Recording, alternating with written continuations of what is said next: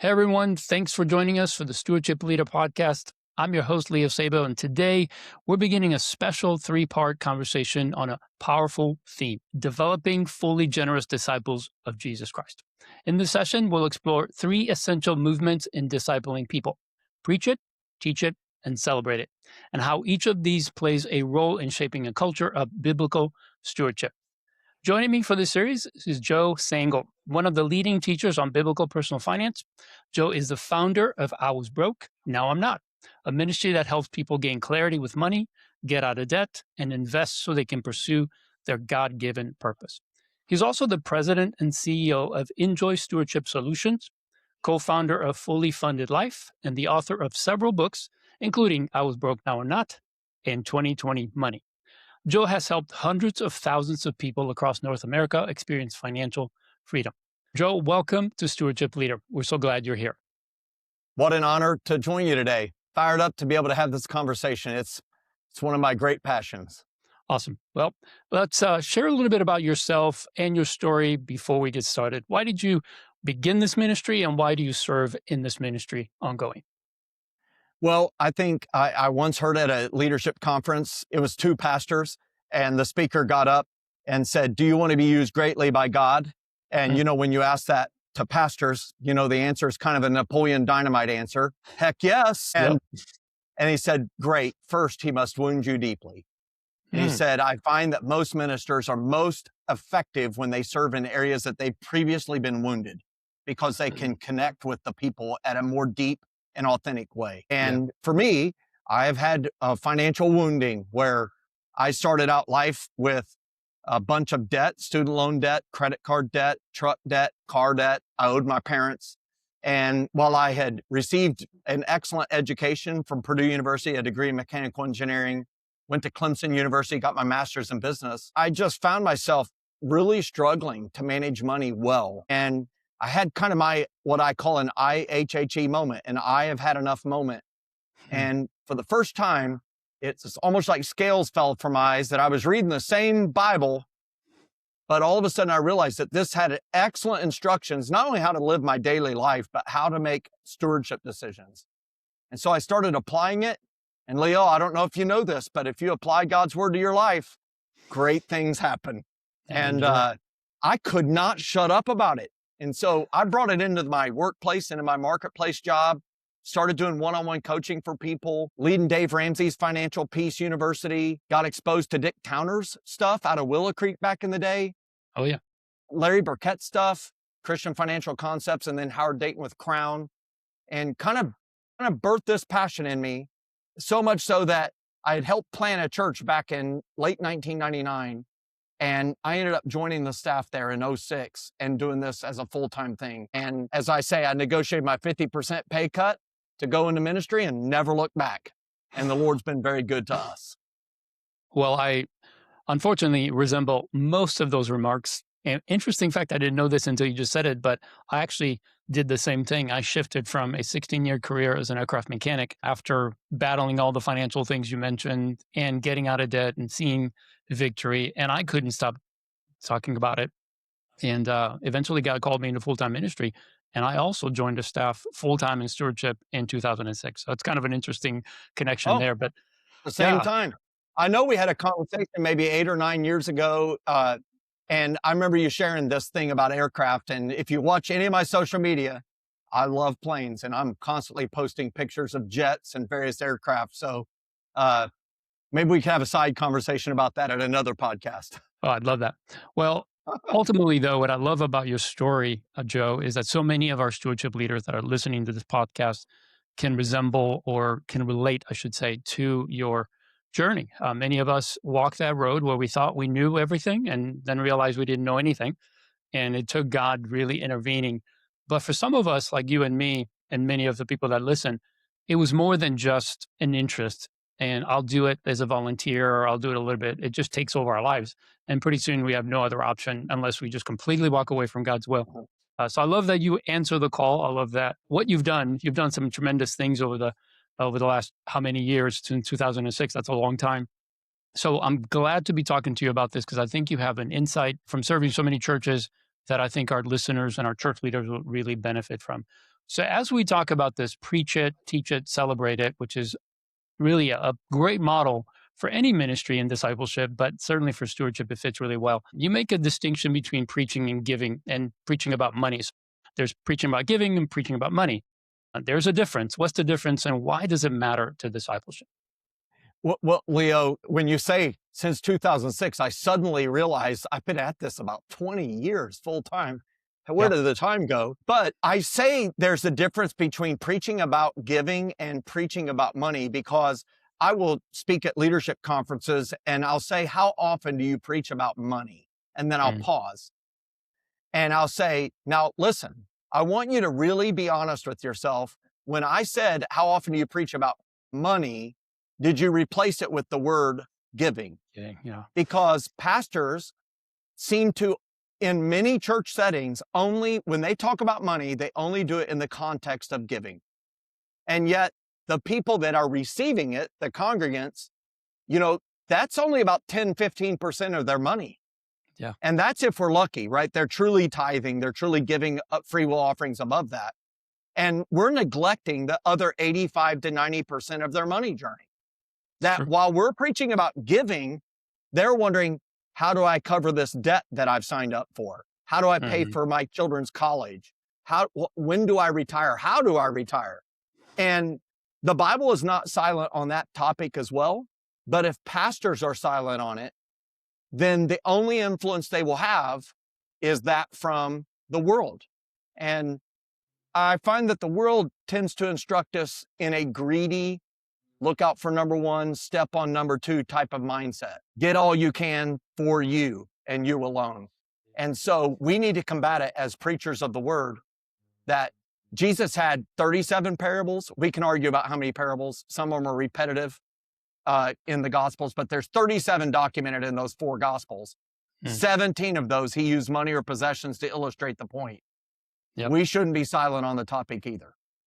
Not at all. Not at all. I fully agree with you. I think pastors do sometimes, many times, misunderstand the difference between stewardship and generosity, that they are two different things, connected, but different. And they need to preach on both adequately. And like you said, I kind of see an imbalance there. They talk about money all the time, about giving, I should say, but neglect to talk about the other. And when you look at a percentage basis, they should be talking about 5 to 1, at least 5 to 1, maybe 7 to 1 on money and how to manage it, how to be a good steward rather than on giving. Giving's still important though. This is something that we never want to diminish. I believe that giving is an outflow of good money management, of good stewardship, especially if you understand the biblical principles of managing money, that you are a steward and it doesn't belong to you anyway. So you're just a channel that God uses. So coming back to the pastors though, I think many pastors feel hesitant to preach about money. Why do you think this hesitation exists, and how can pastors approach the topic in a more healthy way so that they don't come to it with fear or whatever it may be holding them back? I think we can put it in 2 or 3 buckets. Leo, it's an excellent question. One reason that it's common is many pastors feel inept or inadequate to talk about money. Hmm. This is a newsflash that will shock everybody. I hope everybody who's listening to this is not standing up. But most pastors do not go into ministry for the money. And so they're intimidated about the idea of talking about investing or the idea of addressing debt because they themselves haven't figured out how to battle that. They're struggling themselves. So they don't feel adequate to talk about it. Another reason why they feel hesitant is because we all know that there have been church leaders who have absolutely used generosity against people, whether it's using it as a guilt-driven process or if they've made it only about the money. So they don't want to be, quote, that minister. They don't want to be the prosperity gospel preacher, that sort of thing. And Yeah. so as a result, they go all the way the other direction. They never talk about it. And so that's the reasons why I see that pastors are hesitant about it. I would say this to pastors: if you're hesitant to talk about it, we know your heart. Tell yourself, remind yourself, I am not obligating people to give as an expense or a bill. I'm inviting them to the opportunity. So I always say it's obligation versus opportunity, and that it's an investment versus an expense, that it is this ability to equip and rather than badger. And when you do that, people will receive it in the way that you intended it. And when you just remind yourself of the reasons why, I want people to live a fully generous life, as Paul wrote to young Timothy in 1 Timothy, so that you can take hold of a life that is truly life. And I love it, Leo, there where Paul writes to young Timothy, verses 17, 18, 19, where he says, I call it the 2 don'ts and the 5 do's. He tells them, don't be arrogant, nor put your hope in wealth. It's very uncertain. That's the 2 things. So if you're being arrogant, knock it off. Nobody likes that anyhow. Number 2, don't put your hope in wealth. It is uncertain. And I always like to remind people of 2008, when their 401ks turned into 201ks and then into a box of Special K. We all got proof that, this stuff is not certain. But then what does he say to do? Put your hope in God. And then he talks about all this generosity stuff. Do good, be rich in good deeds, be generous and willing to share. So put your hope in God, and then 4 generosity things. Do good, be rich in good deeds, willing to share, be generous. And so I love that. And Pastor, I would just really encourage you. Hey, look, you may not feel fully adequate to talk about investing in the details of 401ks, 403bs, 457s, TSPs, SEP IRAs, right? People think you're speaking in tongues with all the acronyms and digits we have with this. But the fact is, people, you will be meeting them right where they're at. And when you speak about being cautious with debt and the importance of building margin, and when you talk about leaving a legacy and that a good person leaves an inheritance for his children's children, you will meet people where they're at. You're helping them with right now relevant needs, and they will love you for it because you are helping them apply the gospel to their life in something that is connected to their heart, money. They cannot disconnect it. Yeah, it's so true. That's the misunderstanding that pastors may have. So I'm so glad what you just shared with them and the way you encourage them, because it is something that Jesus talked about. It's something that we have good ground to speak from. It's not like we're introducing something new, something bizarre. It's something that's been fully supported by the New Testament and, of course, the first Christians. And, of course, Paul, he talked about it at length, including fundraising. Like he was into fundraising, and he said, no, this is not something you do so you can get something. This is something you do as a result of this position you've taken, that you are a follower of Christ. And so I love the way you just unpacked that. The other thing I wanted to I was reminded of a video that we have on our homepage at christianstewardshipnetwork.com. Well, the senior pastor at LCB's church in Pennsylvania did an interview with one of our board members, and he said something that just struck me. And he said, there are times when I'd rather not talk about this. Giving's good. I know I'm going to get some pushback, and I'm just more comfortable not doing it. I'd just rather not press into it. But then I have to remind myself, he said, that it's not what I'm comfortable with that matters. It's not what makes me comfortable that should drive that decision. If Jesus talked about it, I need to talk about it. So I just want to, again, with you, encourage these pastors that if you understand the difference and you teach on both biblically, giving isn't between us and the church. That's something we need to change. Giving is between us and God, and we need to encourage that. And when people truly understand that, then they won't be opposed to it. In fact, if anything, you're equipping them to do something that's already, I believe, in their heart to do. They just don't know how to do it. They just can't wrap their minds around how that's going to be possible. I love that you bring that up. LCBC Church, of course, is based all over Pennsylvania. A lot of Dutch, a lot of people that are known to be very frugal, very proper with their resources. So he has been able to reap the benefits of that culture. And I bring that up because it also is kind of a taboo topic to talk about. Like, you don't talk about it. That's right. There are other cultures where everybody talks about it and everybody tries to wear it. They try to expose that they're living so good that they have opulent living, luxury items, that sort of thing. And yet everybody's broke. So I just say it to the pastor who says it's not in our culture to talk about it. Regardless of where you're at, the word works. So speak the word, speak the truth. The parable of the talents is still true, where the owner, which we know is the Lord, is going on a journey. He has trusted stuff to 3 servants. To one he gave 5, 2 and 1. And in every edition of the Bible, like every edition is different. It says talents, bags of gold, whatever they distributed. But Mhm. every version that I've looked at says the next 5 words is the same, each according to his ability. That's right. And we want to help increase that ability so that people can truly discover the joy of generous living and wise stewardship. Yeah. You said something, and you have it on your website, and I know this is something that means a lot to you. The reason you do what you do to help people become financially free, get out of debt, is so that they can pursue their true life's purpose. And this just so resonated with me. And I want to share this with our audience because the reason we do this is not so that people have more in their 401ks, that they have money to retire with. All those are good things. There's nothing wrong with any of that. But I think what happens is when people in our churches don't understand money, when they don't understand how to manage it, just the basics of money and the emotions and the greed and everything that gets in the way that the world just so portrays in front of us, wraps their heart around it. When that happens, they can't pursue what God has called them to do. And you say that the reason you do it is that people would pursue their God given purpose. And Hmm. I think that is the reason we do everything, is so that people will follow what Jesus says.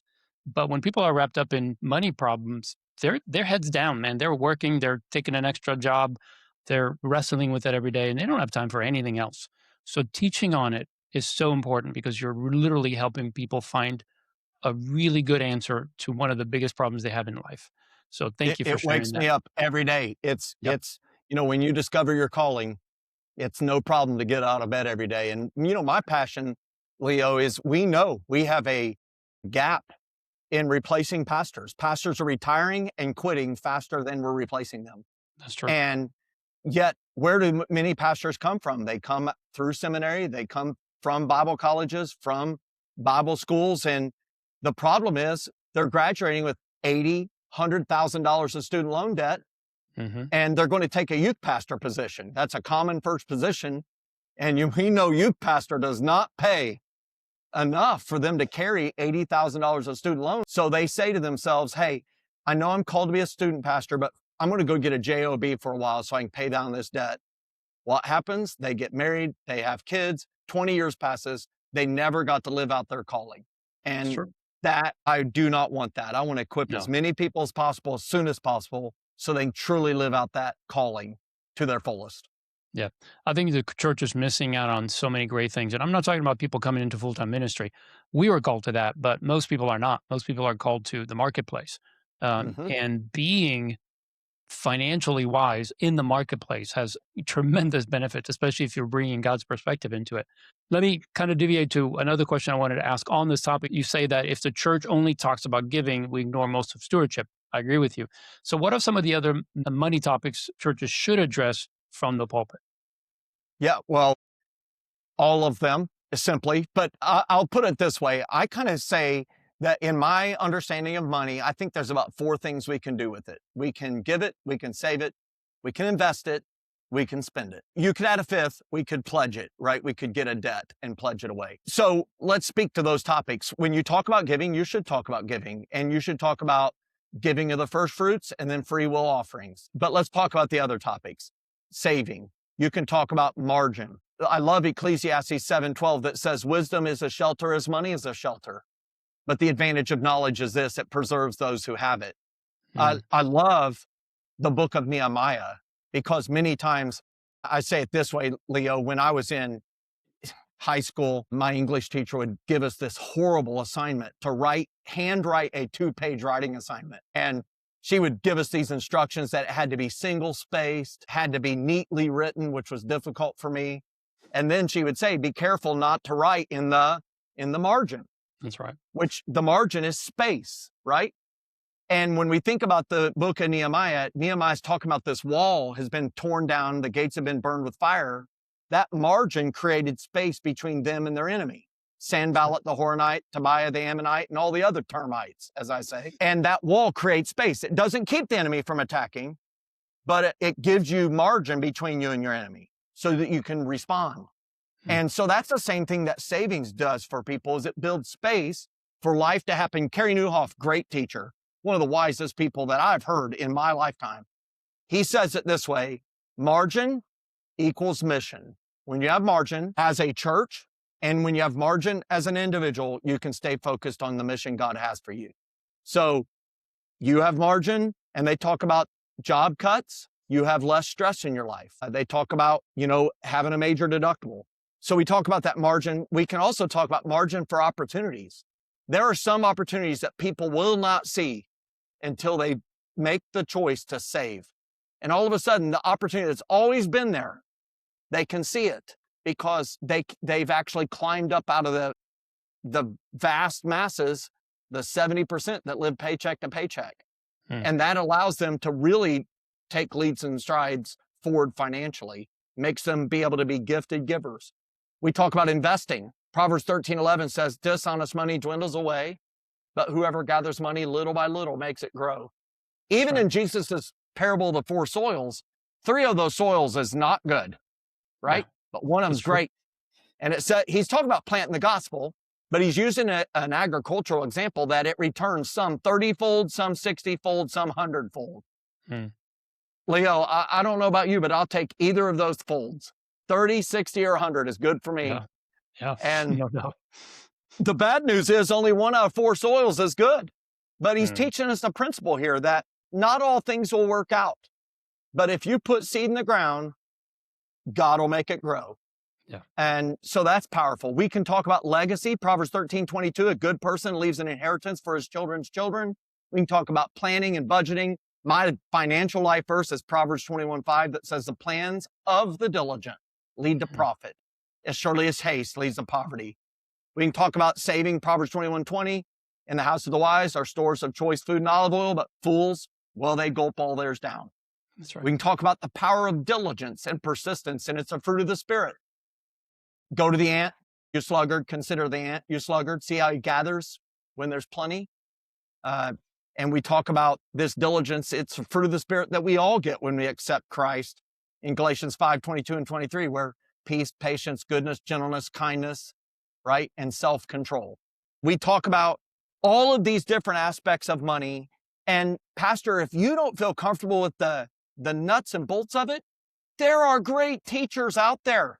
The Christian Stewardship Network can provide great resources to accompany your teaching. Our organization, Enjoy Stewardship, and I Was Broke, Now I'm Not.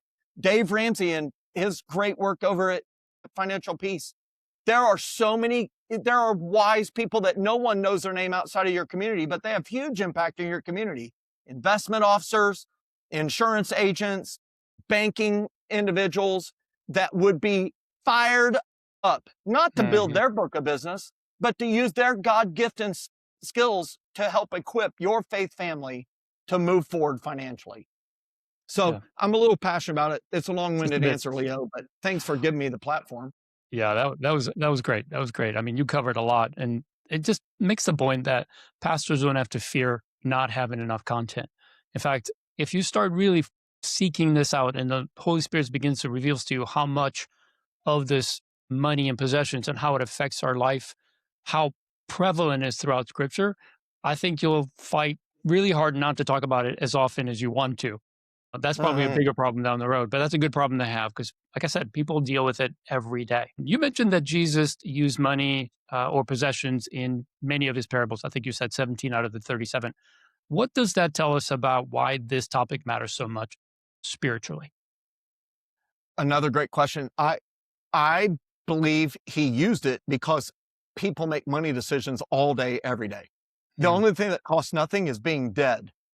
Like I like these Facebook posts that people make saying, Tammy and I this weekend, we're fired up to announce that we did the math. We can retire as long as we don't live past Thursday. Right. And they say it facetiously, but everybody every day is making money decisions either directly or indirectly. It's in their mind. Leo, I recently did the math.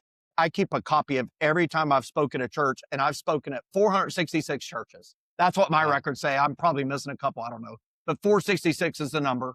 And when I speak to these churches, I know that I'm speaking to 3 audiences. Those that are struggling, those that are stable, and those that are in surplus. And the general percentages is that 70% are struggling, 20% are stable, but many would describe it as stuck, and then 10% are in surplus. So when I speak to them, I realize that our hearts are intertwined with money. Jesus said it in Matthew 6 in the Sermon on the Mount, wherever your treasure is, there your heart will be also. And that our hearts are just, we cannot get those intertwinings out. So we're connected. So we're speaking to their heart, but when we're struggling, how we speak affects different than those that are surplus. So pastors, I would encourage you to speak to the strugglers, the stable, and the surplus in every message. For the strugglers, how does it help them? How are they struggling spiritually in this money topic? Well, when you're trying to figure out how to make the car payment, it's hard to hear the call of God in your life. And it's virtually impossible to tithe. For any type of giving, it will be inconsistent. It will be inconsistent. And so we want to help them discover this joy of being able to be consistently generous, to be able to have the peace and reduced anxiety of approaching a light switch and it actually works, right? We want them to be able to have life that is truly life. For the stable people, we're trying to help them take a next step to move to surplus, that they're able to tithe consistently, but we want them to be able to discover the joy of being able to bless others and to be able to bless the multitudes. And for the surplus people, they've achieved success, as Bob Buford wrote in his book, Halftime. Now we're helping them get significance. And we want to speak to them and say, listen, the faster you get to surplus, the faster you can bless the multitudes. And you can really make a massive difference with the dollars that God has given you the ability to manage. And Leo, one of the things that I know that Jesus talks about this, in fact, it really matters deeply to me in Mark 12:41 through 44, it's the widow's mite is what many people call it. The NIV talks about a few copper coins. But it said Jesus watched the wealthy giving large amounts. He just watched them. He sat across the place from where they gave to the temple treasury. Yeah. And he does not scold them for giving large amounts. He doesn't say anything that is recorded. He just watched it, said, good, good, good, good. But it was when the widow gave her few copper coins, all that she had to live on. That's when he calls the disciples over and said, she gave more than anybody. So he teaches this proportionality type thing.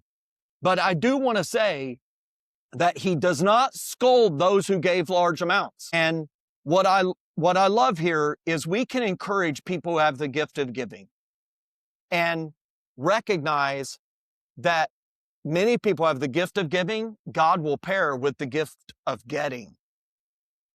And if we can pair those two together and help shepherd that heart in a way that honors the Lord with all that they have, not just what they give, they will be so grateful, because people who are gifted in the gift of giving and have been gifted with the gift of getting are some of the loneliest people on the planet.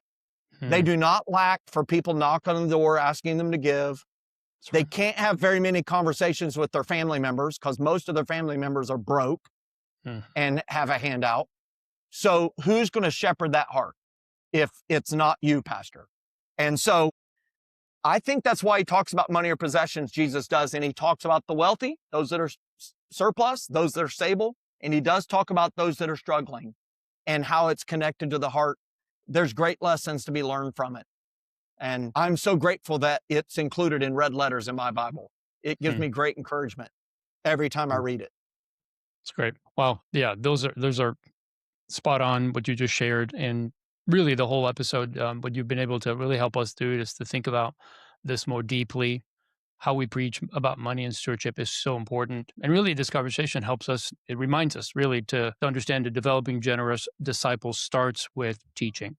It's taking people to the Word of God, helping them to understand and handle finances from that biblical perspective. We have the roadmap for it. We just need to do it.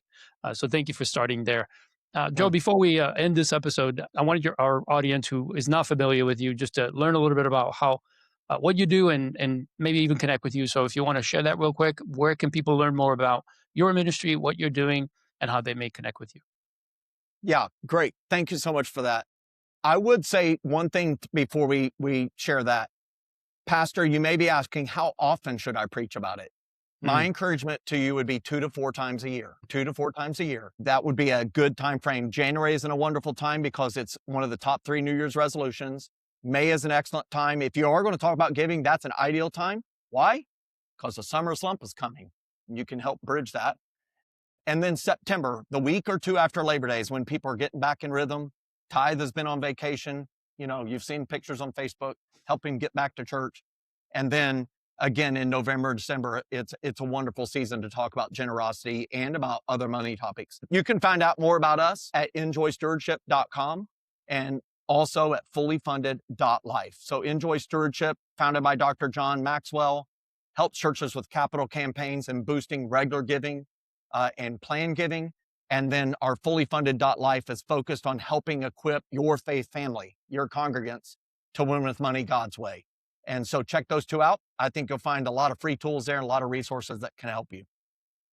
Agreed. Well, thank you again, Joe, for being part of this and just for the wealth of information and knowledge you shared. We certainly appreciate it and look forward to having you back for a couple more to dig into the other two topics, celebrating Thank it you so and much. also Yep.